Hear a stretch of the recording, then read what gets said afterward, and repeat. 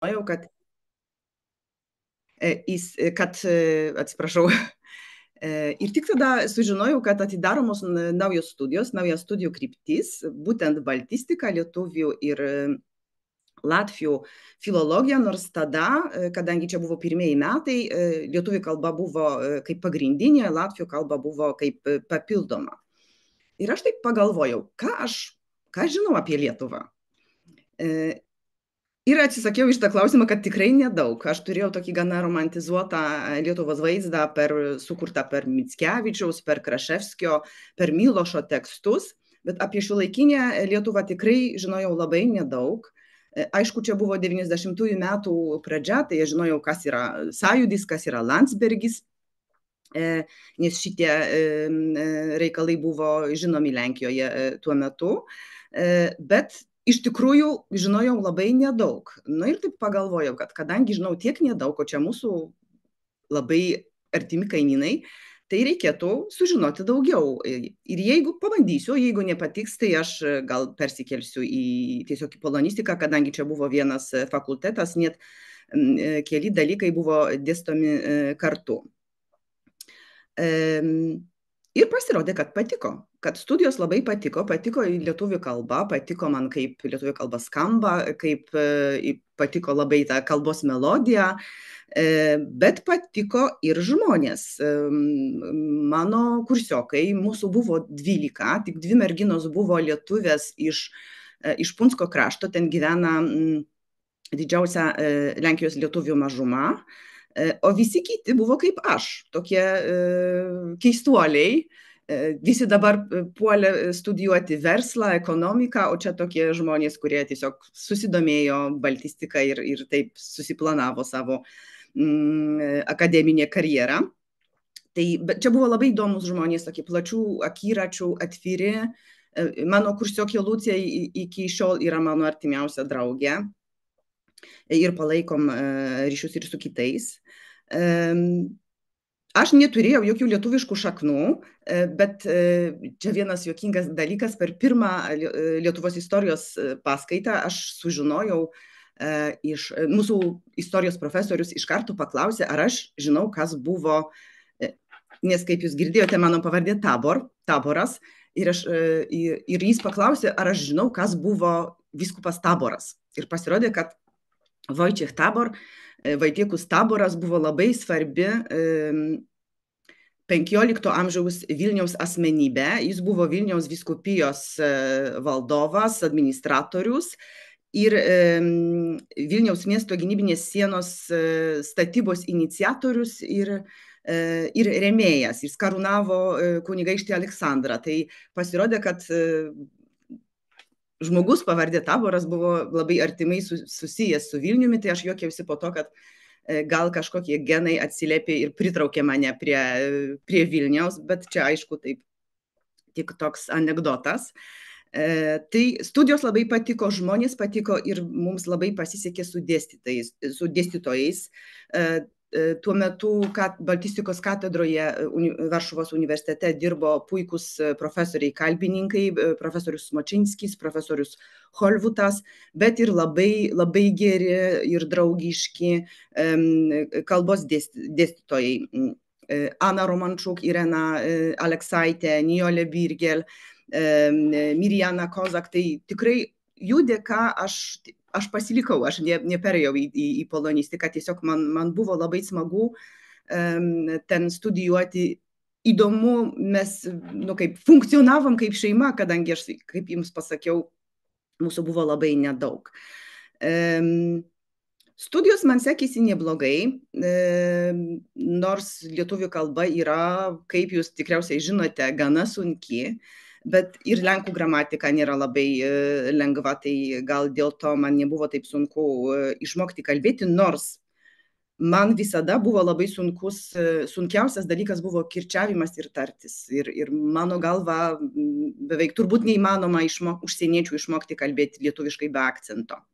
Bet jeigu kiekvienas turi akcentą, kokį turi, svarbu susikalbėti. Čia buvo mano pagrindinis tikslas, nors aišku, kai studijavau, tai būdavo, kad aš bijojau atsiliepti, kad kažką netaip pasakysiu, gal jums irgi buvo tokių situacijų, bet aš norėčiau jūs paraginti, kad tikrai kalbėti, komunikuotis, nebijoti, kad kažką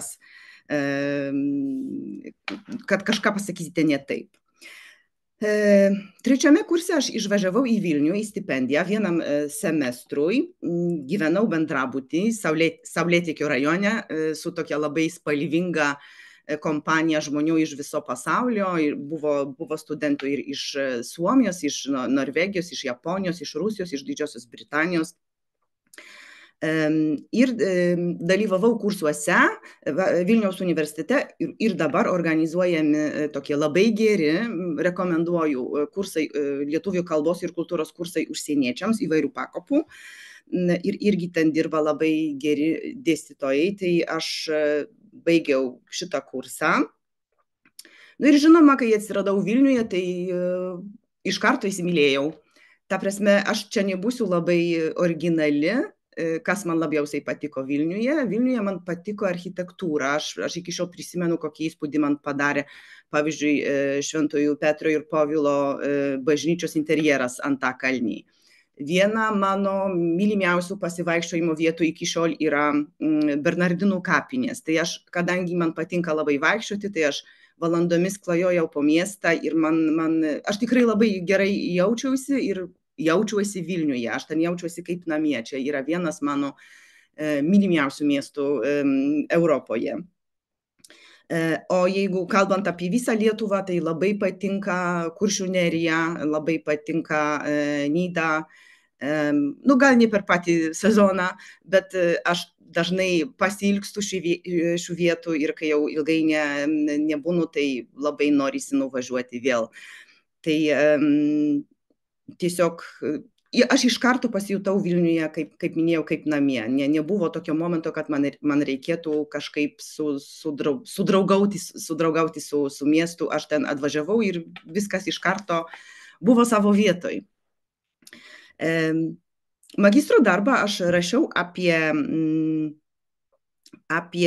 humoristą Juozą Erlicką. Jis buvo toks labai šmaikštus tuometinio Lietuvos gyvenimo realijų komentatorius. Man tai buvo labai įdomu ir labai skyrėsi. Aš tikrai nenorėjau rašyti apie kokį klasiką, aš norėjau užsiimti šiuolaikinę lietuvių literatūrą. Erlickas tada buvo labai ant bangos, tai man buvo labai įdomu dirbti su ta tema. Bet 5. kurse pradėjau dirbti ir leidykloje Varšuvoje. Ir kas įdomu, aš ten pradėjau dirbti dėl lietuvių kalbos, nes mane įdarbino dėl to, kad aš kalbėjau lietuviškai. Čia buvo leidykla, kuri tuo metu kūrė savo biurą, savo filialą Vilniuje ir jiems reikėjo žmogaus, kuris padėtų komunikuotis, bendrauti tarp Varšuvos ir Vilniaus biurų. Ir aš ten irgi susipažinau su labai įdomiais žmonėmis. Teko gana dažnai darbo reikalais keliauti į Lietuvą. Aš iki šiol palaikau ryšį su keliais žmonėmis iš mano buvusio darbo ir aš ten dirbau daugiau negu 10 metų. Tai čia irgi toks labai įdomi mano biografijos dalis ir irgi susijusi su lietuvių kalbos mokėjimu. Po studijų aš įstojau į doktorantūrą. Buvau taip pat stažuotė į Vilnių, kur rinkau medžiagą savo diplominiam darbui. Mano tema buvo modernisto Jurgio Savicko, prozininko, puikaus prozininko kūryba. Aš lyginau šios kūrybos motyvus su Lenkų tapytojo Vitoldo Vaickevičiaus kūrybos motyvais. Tai gal tema tokia gal netipiška, čia tapyba ir literatūra, bet man tai buvo labai įdomu. Bet kai apgyniau daktaro disertaciją, tai aš nusprendžiau pasidaryti pertrauką nuo akademinio pasaulio. Kaip jums minėjau, aš dirbau šioje leidykloje.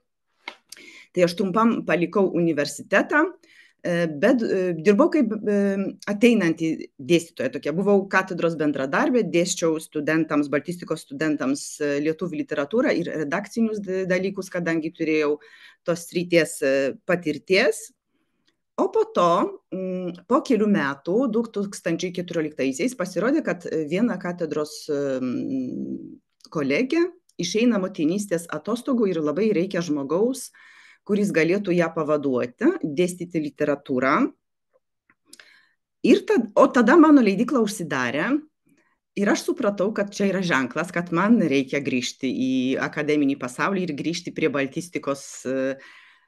Ir pradėjau dirbti baltistikos katedroje Varšuvos universitete, o po to gana greitai tapau jos vedėja, kurią iki šiol esu. Ir nuo to laiko stengiuosi perduoti, įskiepyti studentams meilę lietuvių kultūrai, lietuvių kalbai ir populiarinti Lietuvą Lenkijoje. Daugiausiai per vertimus. Aš užsiimu ir vertimais, nors aišku, neturiu tam tiek laiko, negaliu skirti tam tiek laiko, kiek norėčiau skirti. Daugiausiai verčiu prozą, poezijos labai mažai. Ir turiu pasakyti, kad nemažai Varšuvos universiteto baltistikos studentų užsiima literatūros vertimais ir pastaruoju metu pasirodė nemažai knygų, lietuviškų knygų lenkiškai, būtent mūsų studentų, mūsų absolventų dėka. Dažnai atvažiuoju į Lietuvą ir darbo reikalais, ir susitikti su draugais, kurių per tuos visus metus susirinko tikrai nemažai, ir tokių labai gerų, tikrų draugų, ne tik pažįstamų, su kuriais kartu keliaujame, kartu atostogaujame, dalyvaujame savo gyvenimuose. Tai čia ta baltistika irgi leido man susipažinti su labai įdomiais žmonėmis, su kuriais turbūt neturėčiau progos susipažinti, jeigu ne šis mano studijų pasirinkimas. Ar tiesiog pailsėtinis, kaip paminėjau, aš labai gerai jaučiuosi Lietuvoje ir man ten visada smagu pabūti ar keliom dienom ar ilgiau. Ir turiu Jums pasakyti, kad aš niekada nesigailėjau šito savo pasirinkimo, aš niekada nesigailėjau, kad pasirinkau baltistiką. Baltistika man atidarė daug durų, suteikė daug galimybių. Man atrodo, kad mano gyvenimas tapo įdomesnis ir toks platesnis, mano akiračiai irgi pasikeitė. Ta prasme, kad bendravimas su kita kultūra, su kita kalba visada labai praplatina akiračius. Tai man atrodo, kad kiekviena filologija duoda tokį naują, kiekviena kita kalba duoda tokį naują langą į pasaulį, taip per kitą prizmą stebime. Tai tikrai aš labai džiaugiuosi, kad gal šitas mano vyskupo taboro genai gal mane pritraukė prie baltistikos, nes tikrai niekada nebuvo tokios minties, kad aš blogai padariau, kad gal reikėjo būti ta gydytoja ar pasirinkti kokią populiaresnį filologiją. Ir aš kaip visada sakau kandidatams, kurie ateina pas mus pakalbėti apie, ką jie galėtų daryti baltistikoje Varšuvos universitete, arba mūsų studentams, kad tikrai aš nepažįstu nei vieno baltistikos studento, kuriam baltistika kažkaip sukomplikuotų karjerą. Kad net jeigu nepadėjo, tai tikrai nesutrukdė. Tai aš tikiuosi, kad jūsų karjeroms baltistika irgi nepakenks, o gal net padės, ko aš Jums nuoširdžiai linkiu.